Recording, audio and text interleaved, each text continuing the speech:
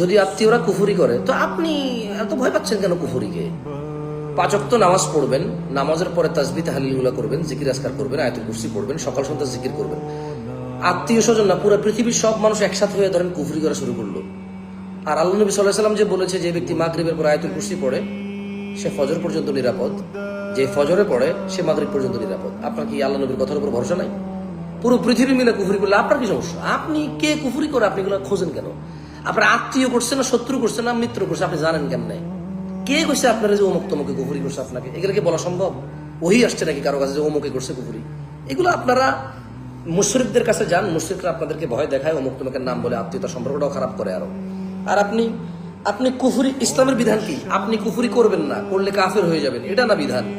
কে কুফরি করলো না করলো এগুলো দেখার বিষয় আছে আপনার। আপনি 5 ওয়াক্ত নামাজ পড়বেন, সকাল সন্ধ্যা জিকির আজকার করবেন, হারাম থেকে বেঁচে থাকবেন, অশ্লীলতা থেকে বেঁচে থাকবেন। আপনি কুফুরি, জাদু, টোনা, কালা, সাদা, নীল, লাল, একবার বিষাক্ত কালা, আলকাতরার মতো কালা কিছু করলে আপনার কি আসা যায়? আল্লাহ আপনাকে নিরাপত্তা দিতে অঙ্গীকার করে